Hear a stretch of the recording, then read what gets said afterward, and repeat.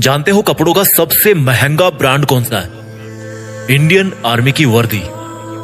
देश के गद्दारों को ऊपर वाला भले ही माफ कर दे, लेकिन एक फौजी किसी भी कीमत पे, यहां तक कि अपनी जान की कीमत पे भी उसको कभी माफ नहीं कर सकता।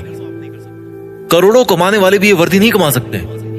दुनिया के जो बड़े बड़े करोड़पति अरबपति बन के बैठे हैं ना, जो जिनको आप टीवी पर सिनेमा में हीरो बने हुए देखते हो, वो भी नहीं है उस वर्दी को कमाने के लायक। क्योंकि वो वर्दी भाई पैसों से नहीं मिलती, वो पैसे में नहीं बिकती। अगर पैसों में बिकती तो हर कोई पहन के घूमता और अपने आप को फौजी बोलता। उस वर्दी को अगर कमाना है ना, तो पैसा नहीं चाहिए, पैसा नहीं बनाना उसके लिए, उसके लायक बनना है। अगर उस वर्दी को कमाना है ना, तो खुद की जिंदगी, खुद की माँ की खुशी और अपने बचपन के सभी दोस्तों के साथ को कुर्बानी पे लगाना पड़ेगा। और इस कुर्बानी की हिम्मत जिसमें होती है, वही फौजी बनने के लायक होता है।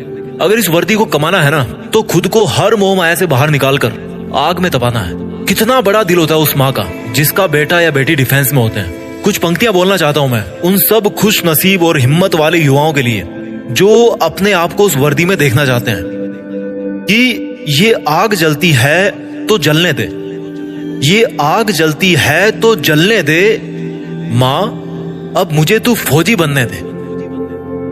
जाना है उस जगह, जाना है उस जगह जहां सुना है मन के मौजी बसते हैं, जाना है उस जगह जहां सुना है मन के मौजी बसते हैं। बहुत देख लिए दुनिया, चल अब फौजी बनते हैं। बहुत जीली नाकाम जिंदगी, चल अब देश के लिए कुछ काम करते हैं। फर्जी के रिश्तों में जिंदगी बर्बाद कर डाली, चल अब जिंदगी देश के नाम करते हैं। अब फौजी बनते हैं।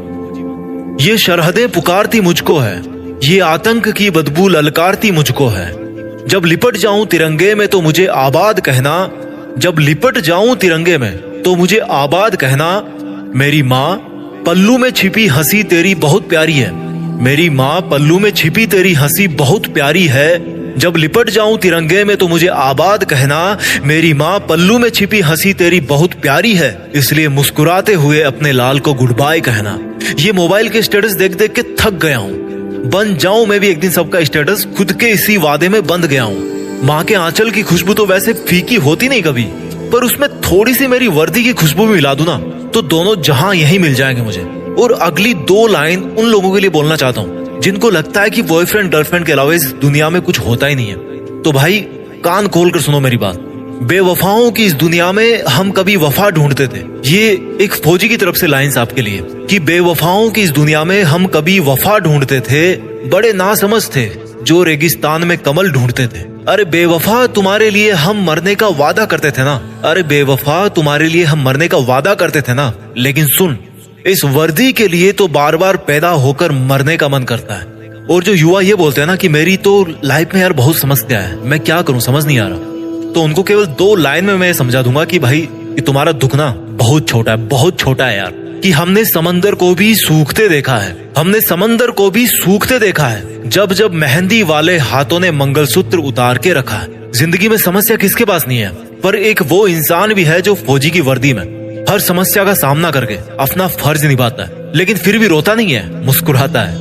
वो फौजी जो हर बार छुट्टी से वापस आते समय यही बोल के आता है कि जल्दी फिर लौट के आऊंगा, लेकिन ये किसी को नहीं पता होता, उसको खुद को भी नहीं पता होता कि वो फिर जल्दी कब आने वाला है ना हिम्मत, है ना हिम्मत। मैं जीत फिक्स के मंच से उन सभी फौजी भाइयों को सलाम करता हूँ और उन पोटेंशियल यूथ को मोटिवेट करना चाहता हूँ जो फौज में भर्ती होने का सपना अपने मन में ठान चुके हैं। क्योंकि दुनिया में देश का नाम करने का इससे बेहतर कोई दूसरा तरीका नहीं हो सकता।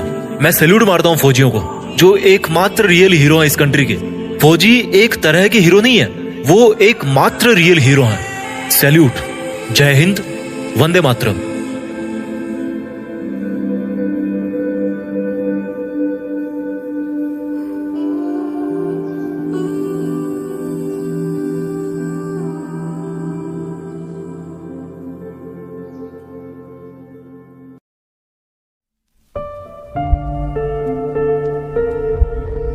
जीत फिक्स।